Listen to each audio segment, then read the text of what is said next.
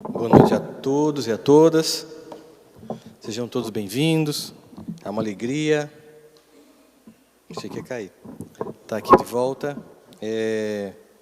O tema de hoje é Aprendendo com as Dores da Vida. Vocês viram que a mensagem foi aberta aleatoriamente. Ela não foi combinada, mas a mensagem foi exatamente pautando os sentimentos que estão tomando conta da humanidade nos dias de hoje.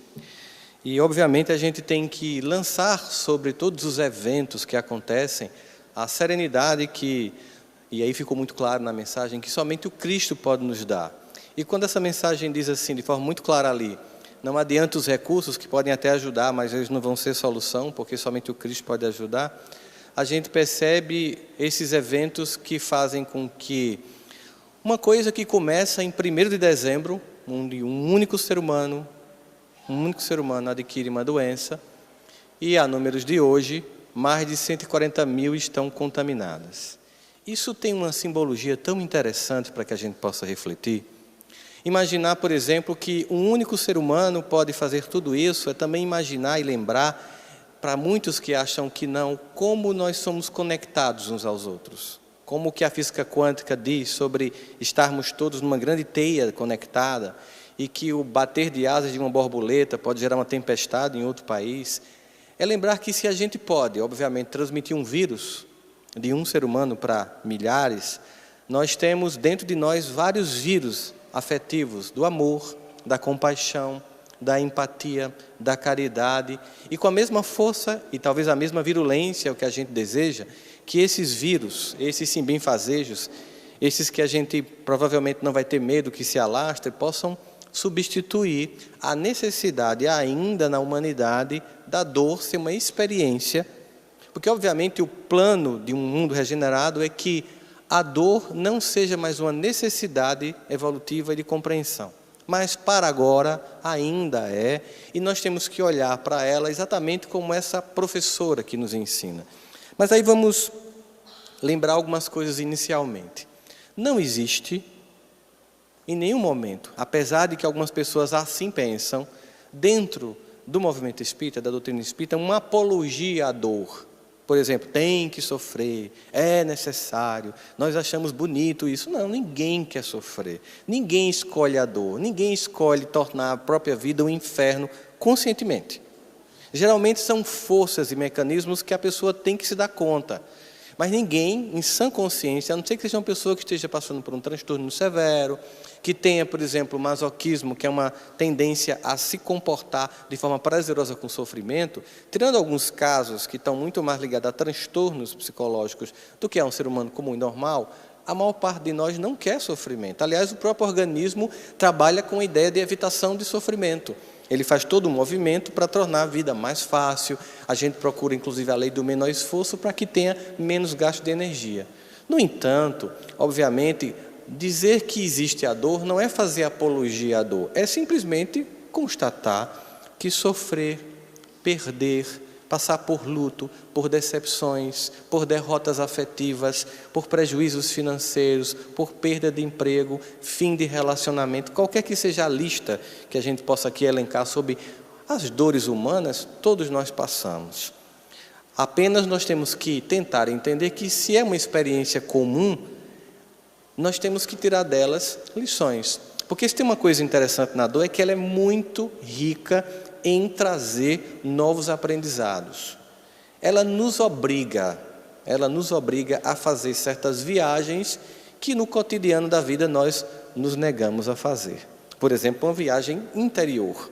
Quando a gente está bem, quando a gente está num momento de euforia, ou quando alguém ganha o grande prêmio, por exemplo, os 2 que foram inclusive cancelados, que virão agora, a pessoa apenas comemora. Ela abre um champanhe, vai para o pódio, tira fotografias e vai depois descansar ou comemorar ainda mais. Quem fica nos boxes, tentando reavaliar o que deu errado, tem algumas posturas. Essa pessoa que vai ficar nos boxes avaliando o que deu errado, caso seja o piloto, por exemplo, ele pode simplesmente tentar culpar um mecânico, tentar culpar a equipe, tentar culpar o clima, tentar culpar o carro, tentar culpar a aerodinâmica, o projetista.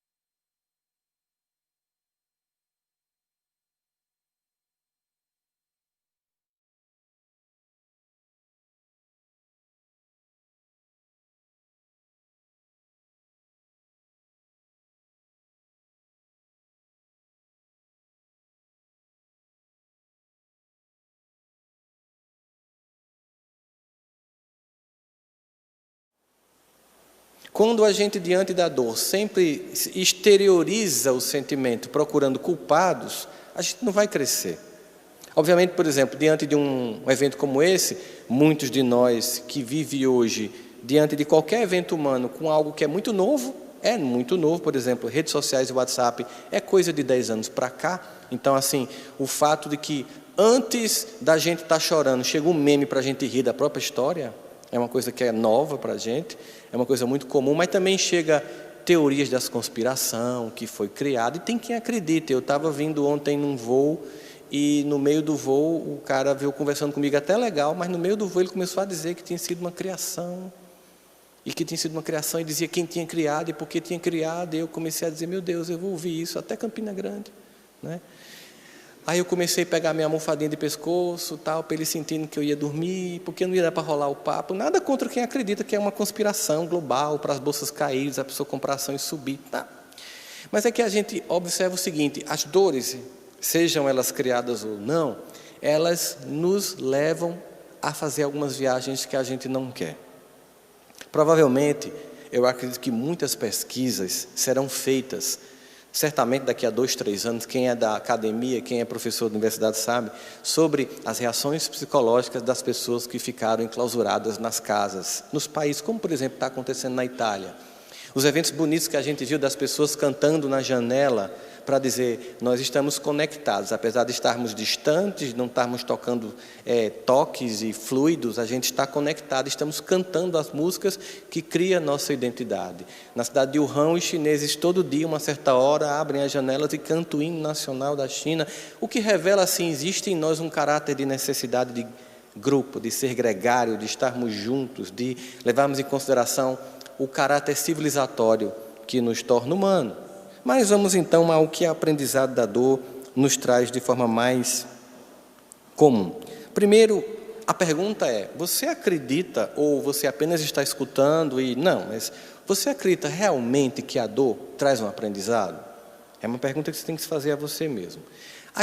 Os seus eventos anteriores de dor, e eu não estou querendo dizer que eles não são angustiantes, que a gente não fica no quarto chorando sozinho, que às vezes ninguém aguenta mais nos escutar, nem a gente mais aguenta as queixas que a gente faz para a gente mesmo.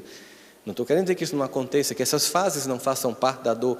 Ao final das dores do passado, você acredita, analisando sua própria vida, esqueça de teorias, de livros lidos, qualquer que coisa seja, a partir de sua própria experiência, você acredita que ao final de um processo como esse, houve aprendizado? Que aquilo lhe trouxe um aprendizado sobre, por exemplo, que situações não devem se repetir? Por exemplo, diante de uma dor, eu aprendi com que pessoas mais eu não devo me relacionar afetivamente. Será que essa dor me proporcionou esse aprendizado? Ou eu fiquei tão fortemente focado no lamento da dor que esqueci que boa parte do sofrimento que sobreveio diante daquele relacionamento afetivo foi também por minha causa? Mas como o meu ego não quer dar conta disso, ele fica apenas na condição de acusar aquela pessoa que me fez sofrer, sem se responsabilizar por uma cota que cabe aos dois no sofrimento. E por não fazer esse exercício, que é doloroso, é constatar em mim, por exemplo, talvez uma sintonia psíquica, talvez uma reprodução da minha família, uma vez que na minha família eu vi pessoas que eu amo ter relações patológicas, relações disfuncionais, relações de dependência, e aquilo criou um modelo na minha cabeça. Eu vim daquela família, o que é que eu posso fazer? E aquilo criou um modelo na minha cabeça, e eu fui para relacionamentos buscando aquele modelo, comecei a sofrer, e aí eu saí simplesmente acusando o outro sem me perguntar. E eu nunca parei para pensar que eu apenas reproduzi casamento papai e mamãe, de vovó com vovó. Será que eu não tenho que pensar assim, a experiência deles deveria servir para mim como um diagnóstico do que eu não deveria repetir, e como família, e nessa constelação, pensar em como ir aprimorando a cada geração os sentimentos, ou simplesmente, inconscientemente, ir reproduzindo isso, de uma relação para outra?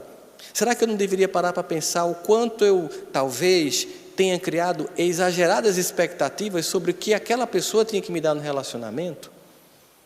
Talvez eu estava jogando nessa pessoa minhas frustrações, minhas angústias, as minhas faltas afetivas.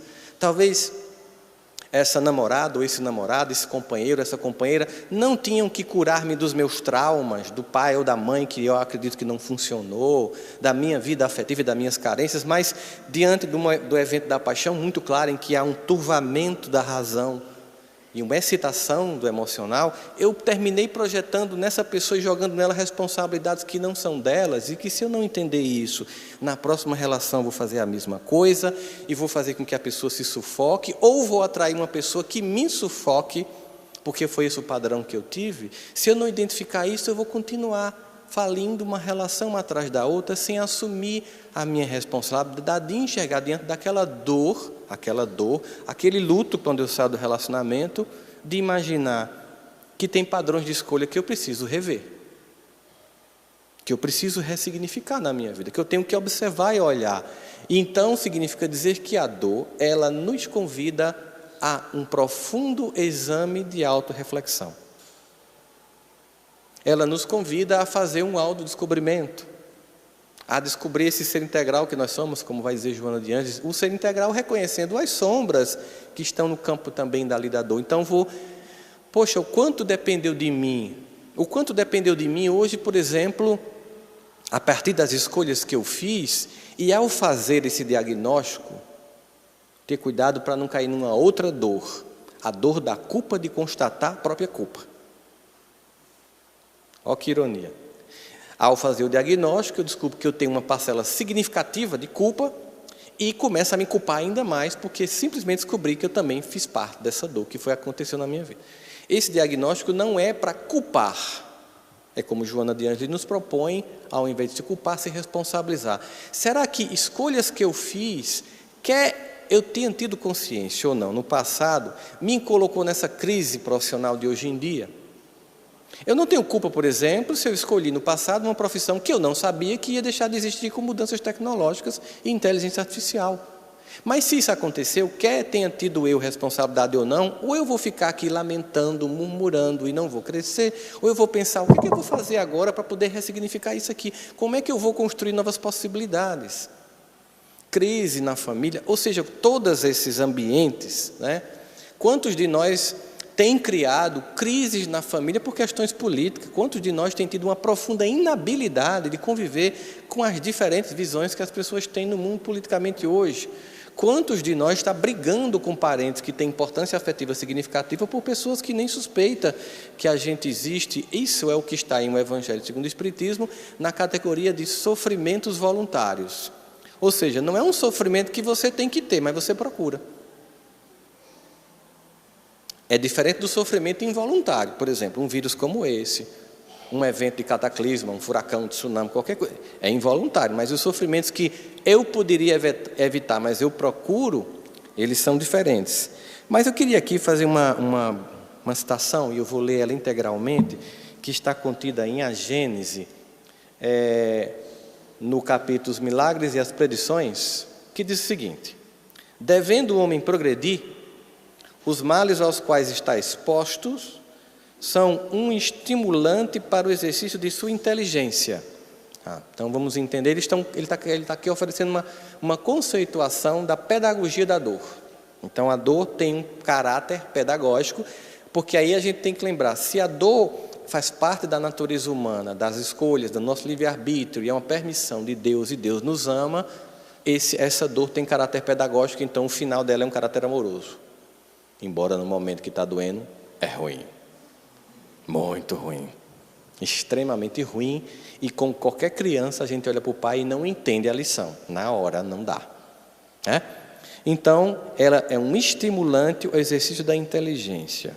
Por que ela estimula a inteligência? Por que a dor estimula a inteligência?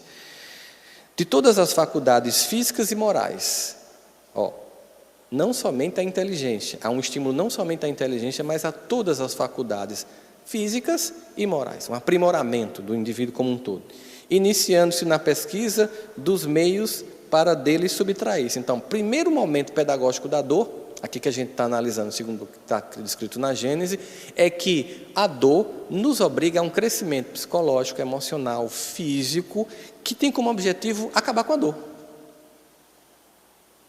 Então, por exemplo, quantas pessoas estão agora, enquanto nós estamos aqui conversando, em laboratórios no mundo inteiro, tentando descobrir uma vacina? Há um exercício intelectual por trás disso. Tentando descobrir uma vacina, tentando prever quando um outro vírus vai surgir, tentando diminuir a letalidade, porque imaginemos uma coisa mais complicada, que seria a virulência do corona com a mortalidade do ebola junto num vírus só. Se eles se cruzassem, como seria uma nova peste negra? Então, quantas pessoas estão diante da possibilidade de que algo desse tipo possa vir a acontecer, agora pesquisando, tentando criar soluções? A ciência inteira é uma tentativa de criar soluções a problemas. A dor gera excitação, no sentido de provocar o nosso intelecto a criar soluções. E quem assistiu MacGyver, como eu, sabe do que eu estou falando. Com um fósforo, ele resolveu o problema da humanidade. Embora não é tão simples assim, mas é esse o caráter pedagógico que a gente analisa aqui na perspectiva que eles nos apresentam. Se não tivéssemos nada a temer, nenhuma necessidade o levaria a procurar os meios. Se não tivesse nenhum temor, ficaria ali na zona de conforto, totalmente. Seu espírito se entorpeceria na inatividade, não inventaria nada e nada descobriria. A dor é um aguilhão que impele o homem para a frente no caminho do progresso. E aí eu resumi essa conceituação aqui, por minha conta e risco, como uma regra de se nós não formos incomodados, ficaremos acomodados. Se nós não formos incomodados, ficaremos acomodados. Observa que quando a gente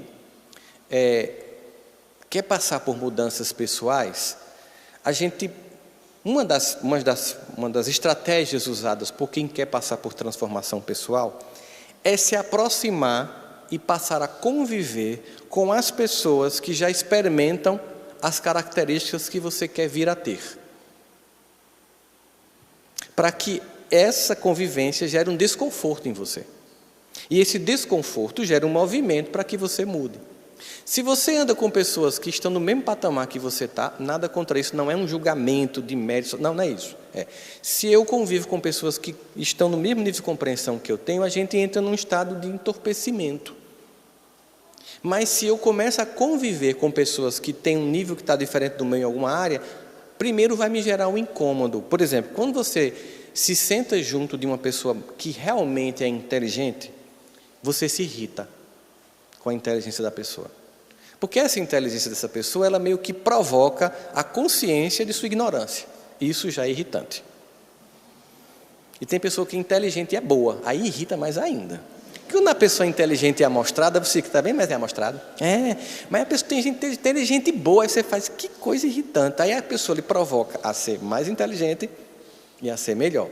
Significa dizer que, baseado no fato de que, de fato, as pessoas que estão ao meu redor provocam em mim uma mudança, eu tenho que me cercar de pessoas que estão no lugar que eu quero ir.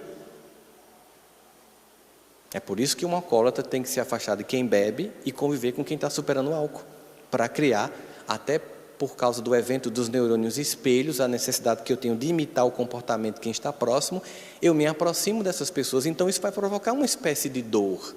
A dor da constatação do que eu não sei. E aí eu vou ter dois movimentos. Ou eu me afasto porque me irrita e meu ego se sente menor, é mais confortável ficar junto das pessoas que me fazem sentir seguro, ou eu vou adiante e enfrento a tarefa de provar para mim que eu posso.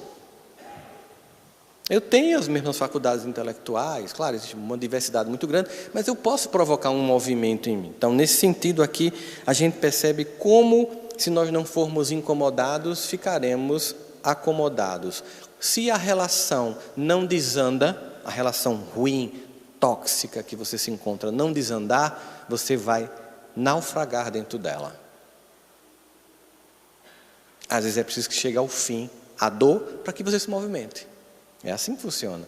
Se aquele emprego que você é constantemente humilhado provoca em você uma perda de autoestima significativa, não jogar você para fora, porque você, obviamente, diante desse apagamento psicológico, desse assédio moral silencioso e simbólico, você começa a se sentir tão mal, tão denegrido, que obviamente seu rendimento profissional cai, você vai ser demitido, que bom, porque aí você vai ter a oportunidade de se refazer. Senão você fica lá morrendo naquele lugar, numa relação doente, num emprego doente, em qualquer relação ou qualquer grupo que você esteja adoecendo.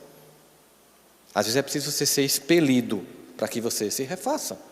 Porque dentro você às vezes não tem força, porque as forças contrárias ao seu movimento de superação são muito grandes. Então aqui a gente tem algumas ideias claras que é, só para a gente reforçar a ideia, a concepção. A dor como uma provocação profunda a uma viagem interna. Por que isso é difícil hoje? Porque nós vivemos uma sociedade de exterioridade profunda. A gente está tão conectado externamente que a conexão interna tem sido cada vez mais difícil, a ponto que uma pesquisadora americana, pensando inclusive nos smartphones, em todas as tecnologias que nos cercam o tempo inteiro, chegou a criar uma teoria de que nós vivemos hoje em dia sobre a atenção parcial constante. As pessoas estão o tempo inteiro competindo a atenção que dá a você com tecnologias. A pessoa olha para você aí, olha o WhatsApp, ela olha para você e olha o Instagram, ela olha para você e olha a televisão. É difícil uma pessoa que pare e olhe para você e fique com você. É difícil. Às vezes até em casa. É difícil. Nós estamos em um processo de exteriorização muito grande. Esse processo de exteriorização, porque é encantador, as tecnologias, há um custo. O custo do empobrecimento da nossa interioridade. E o empobrecimento da nossa interioridade vai gerar o empobrecimento dos nossos relacionamentos, que se baseiam em profundidade. Então nós temos uma superficialização das relações afetivas. Essa aqui vai a modernidade líquida de todas as pessoas que pensam sobre isso, justamente pensando nisso, o quanto a gente está desconectado. Aí a dor, tem hora que quando está na dor profunda mesmo, aquele processo de luto interno seu para com você mesmo, não tem WhatsApp, Instagram, YouTube, vídeo engraçado que lhe consola ou que lhe distraia. É preciso chorar. É preciso só sentir. É preciso, ficar assim, tremendo e pedindo ajuda ao único que pode ajudar, conforme a mensagem de Emmanuel, Jesus. Não vai ser a quantidade de pessoas que curtem seus posts, não vai ser nada disso, que é tão encantador, mas que não vai funcionar nessa hora, somente Ele, que vai entender até o que você não conseguiu ainda nominar, porque é uma dor que está tão estranha, porque você deixou de se reconhecer, que você não sabe que nome você dá. Mas Ele, conforme diz Davi, que sonda, mesmo quando faltam em nós palavras, vai chegar lá e vai acessar a tua dor, e se você pedir com convicção, conforme a mensagem que Emmanuel nos coloca, com verdade no coração, você vai ser ouvido. Nós temos ainda a dor como um excitante à inteligência, e aqui André Luiz nos diz o seguinte, no seu livro Nosso Lar, na página 49, dor, para nós, significa possibilidade de enriquecer a alma. Para nós, ele está falando, nós que estamos aqui do outro lado, sem o amortecimento do mundo material, vendo em plano longo, em um processo de história pessoal, que aquele evento que hoje nós reputamos como inviável, insuportável, incompreensível, está forjando competência. Dor como forma de forjar competência. Não tem. E se você tentar antecipar o processo, você queima etapas. Observa que é um conselho muito comum a pessoa dizer para você assim: saia logo. Você não fica em casa na fossa não, vá para uma festa, encontre outra pessoa. Encontrar outra pessoa nessa fase é tão perigoso como ir para Wuhan agora. Wuhan é a cidade chinesa onde começou o coronavírus, Roberto. Ela está perguntando à mãe, eu estou vendo aí, estou perguntando à tua mãe. Wuhan é exatamente essa cidade. Então, se eu estou mal, afetivamente, eu estou com a imunidade afetiva baixa. E aí porque todo mundo, não, vamos sair. Quando eu vou sair, vai ser desastroso. Porque eu vou ver um monte de gente feliz.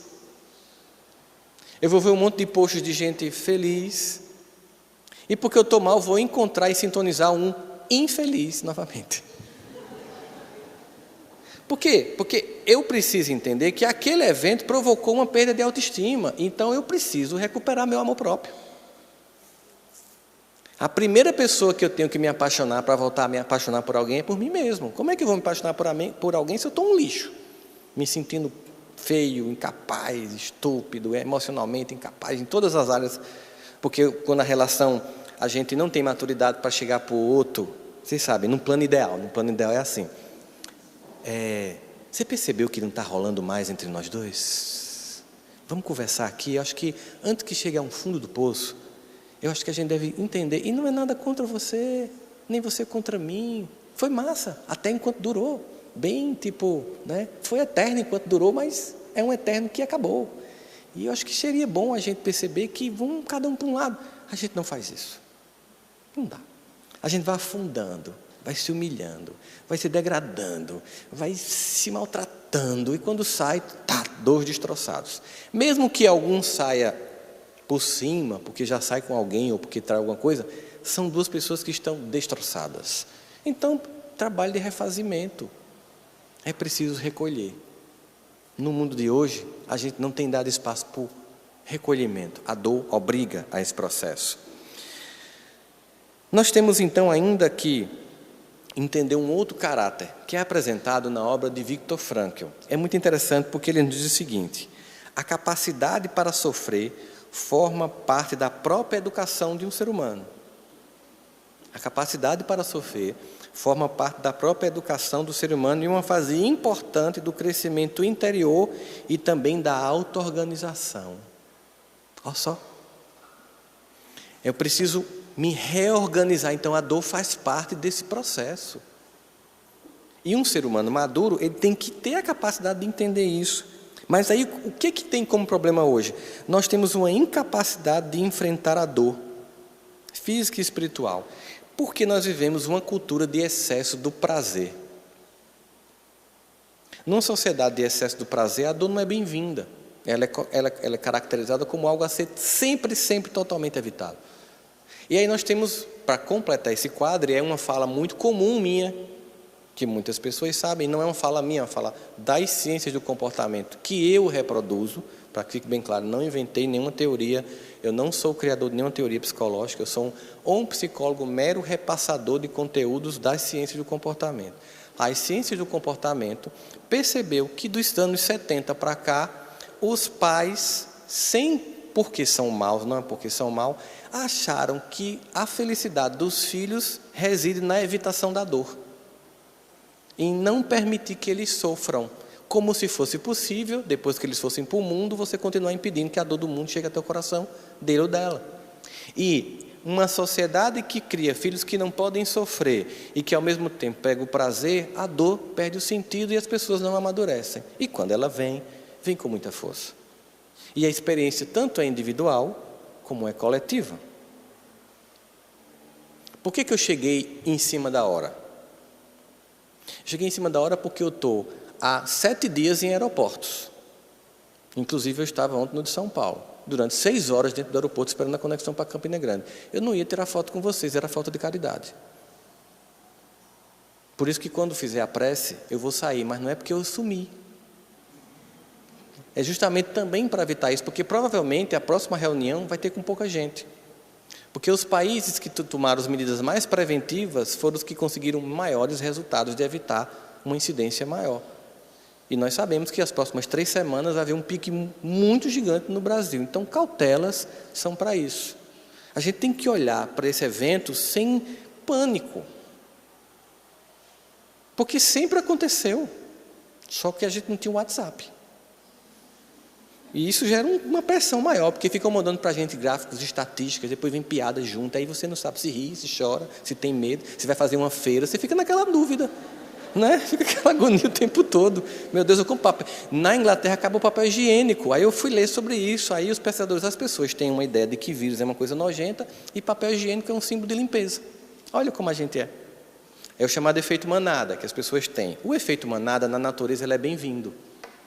Os animais se juntam em forma de manada para evitar o ataque de animais que tentam destruir. No caso dos seres humanos, o efeito manada é perverso, porque a gente perde racionalidade E começa a se comportar como todo mundo está dizendo. E se eu estou numa bolha, e todo mundo está numa bolha hoje em dia, né?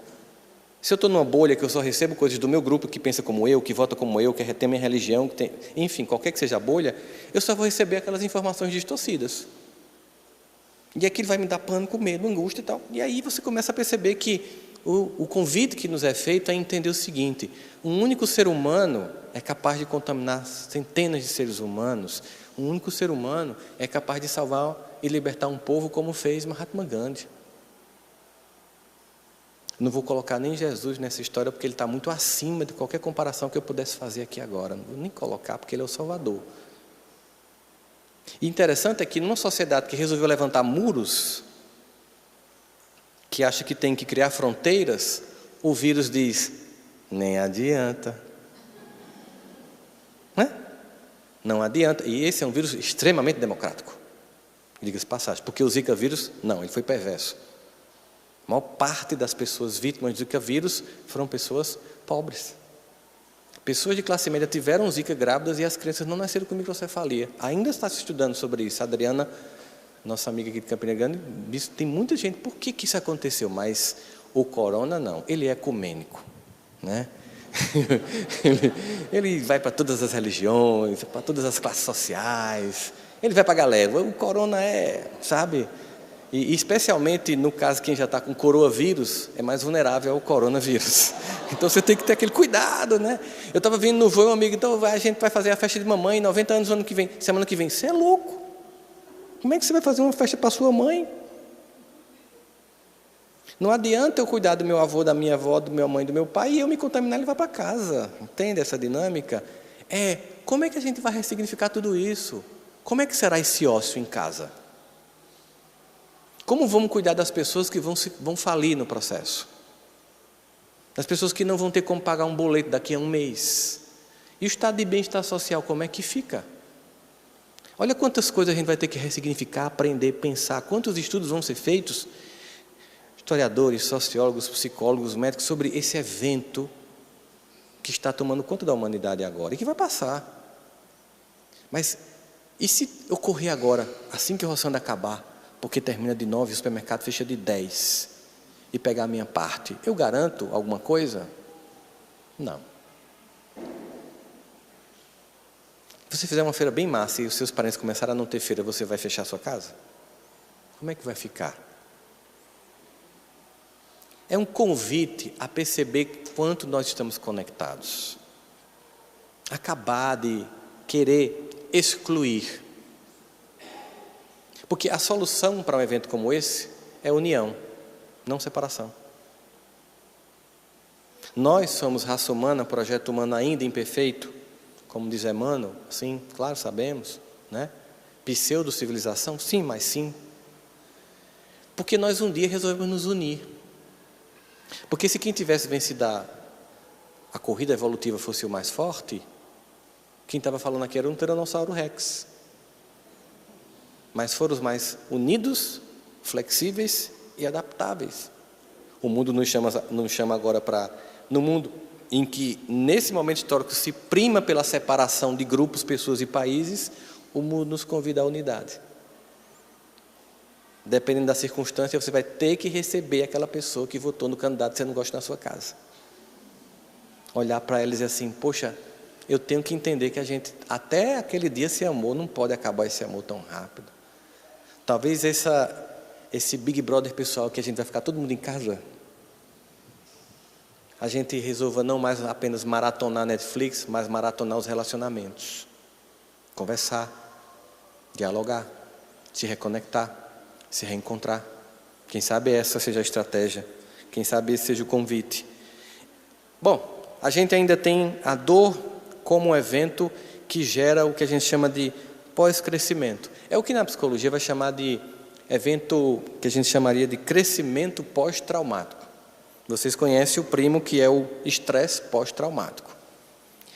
A pessoa sofre um sequestro, sei lá, leva uma queda, a gente tem um estresse pós-traumático, depois de um acidente, é comum. Mas o crescimento pós-traumático é objeto de estudo da psicologia, é objeto de estudo das ciências do comportamento, que após eventos de dor, há crescimento. Não é somente mais uma fala no plano das religiões. Há uma constatação disso, de processo de amadurecimento. De repente, aquela doença que te incapacitou e que te colocou num leito, fez o que a vida inteira não conseguiu fazer por você, religião nenhuma conseguiu fazer por você, fazer você refletir,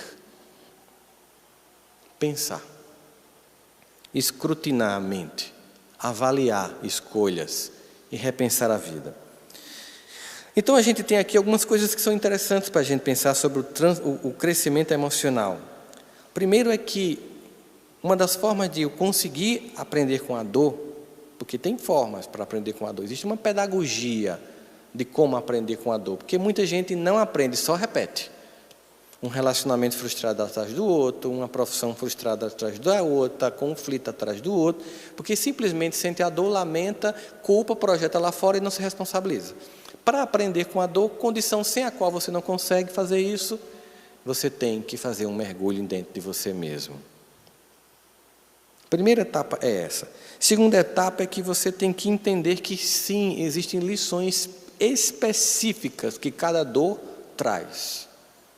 Por mais que a gente tente consolar alguém, quando alguém vem conversar com a gente, e por mais que a nossa história seja parecida com a da pessoa, tipo, a pessoa sofreu uma decepção amorosa, a pessoa perdeu alguém querido, um filho, uma filha, ou um marido, ou um esposo, ou um companheiro, enfim, e você também passou pela mesma dor. Por mais que você passe pela mesma dor, e você vai conversar com a outra pessoa, o aprendizado para você não necessariamente vai ser o aprendizado daquela pessoa. Não que nós não devamos conversar uns com os outros quando alguém está sentindo uma dor e que a gente entende muito mais por um processo empático de experiência pessoal, por estar passando ou por ter passado por uma dor semelhante, o que me dá uma condição emocional de falar com muito mais altivez com você. Se você, por exemplo, é uma mãe enlutada e eu também sou um pai enlutado, você vai entender muito melhor o que eu estou passando. Mas ainda assim tem um limite. Porque as circunstâncias da relação que você tinha com seu filho e a que eu tinha com o meu, vai gerar um processo de aprendizado diferente. É muito particular. A dor traz uma lição muito única para cada um de nós. E, finalmente, a mudança. Porque se depois de todas essas experiências, de sofrer, de saber o quanto dói, o quanto é difícil, o quanto tem dias que é tão desesperador que alguns pensam em desistir, depois de todas essas experiências, se você não entender que há aí um convite real para a mudança, não adiantou de nada. E esse convite é que você reconhece que a situação atual ensina para você que é preciso seguir um novo caminho. Tem que fazer coisas diferentes, tem que tomar atitudes diferentes. Aquela frase atribuída a Albert Einstein, que não é dele, mas nem por isso deixa de ser desprovida de verdade. É incrível como as pessoas passam a vida inteira fazendo as mesmas coisas, esperando resultados diferentes. A dor nos convida a fazer coisas diferentes para que os resultados mudem. Mas na nossa zona de conforto emocional, a gente tem uma tendência de sempre fazer do mesmo jeito, esperando que o resultado mude. A experiência é desconfortável, a experiência é angustiante. Cada um de nós aqui tem uma história muito pessoal, um conjunto de circunstâncias, de variáveis que foram se montando ao longo da nossa vida, que fez com que nós fôssemos quem nós somos. Essas variáveis, muitas delas, não dependeu muito da gente no começo, na infância. Não foram escolhas muito conscientes. Mesmo que eu tenha escolhido antes de reencarnar, não foram muitas escolhas conscientes depois, quando eu estava aqui, vivendo aquelas dinâmicas. Chega um momento que passa a ser consciente. Passa a exigir de mim uma coisa muito forte. Existe uma dor que eu queria que a gente refletisse aqui. É a dor da autonomia, que muita gente se nega a ter. A dor de se responsabilizar sobre a própria vida, que muita gente se nega a ter. A maturidade de não querer ser eternamente um peso para as pessoas que estão ao nosso lado, que muita gente ainda se nega a ter.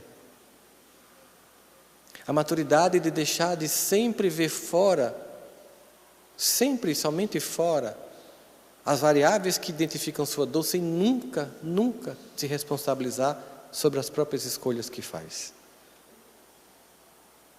A dor da autonomia é uma dor difícil porque implica dizer que na autonomia não tem mais culpados. E é difícil, quando não tem bode expiatório. Porque aí eu tenho a dor de não ter o alívio de projetar em alguém.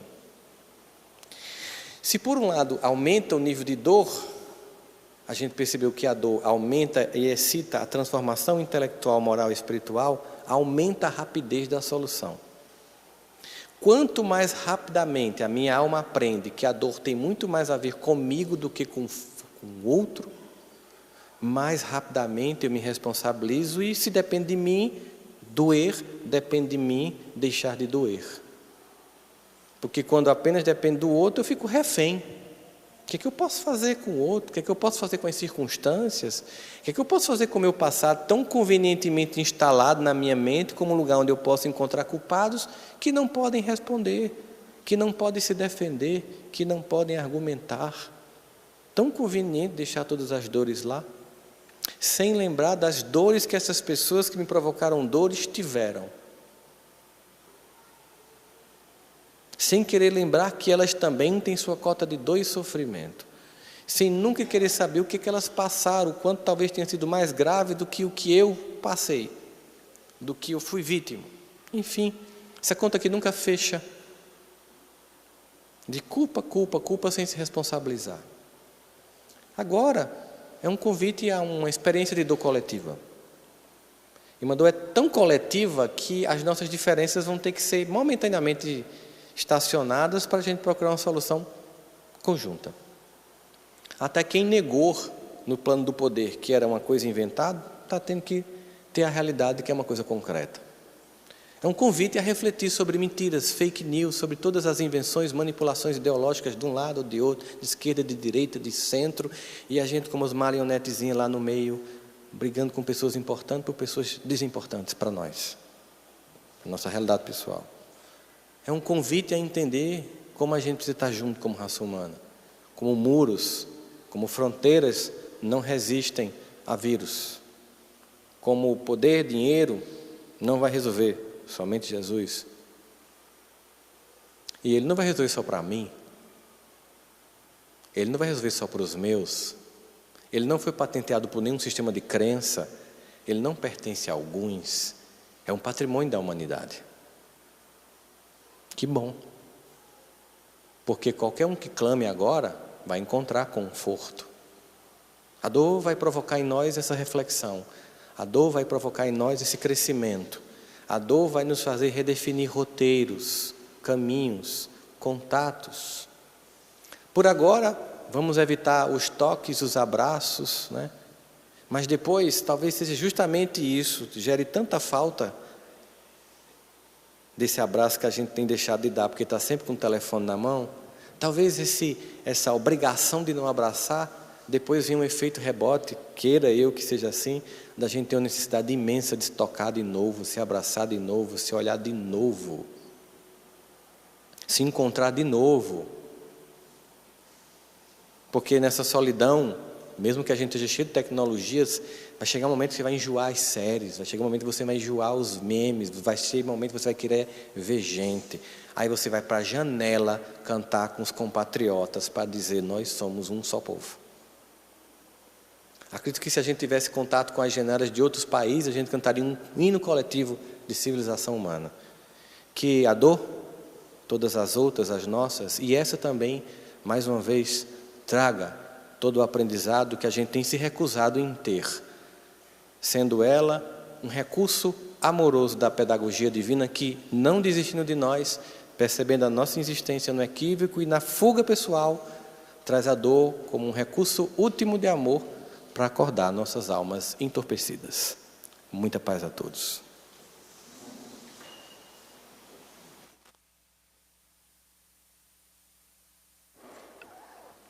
Vamos dar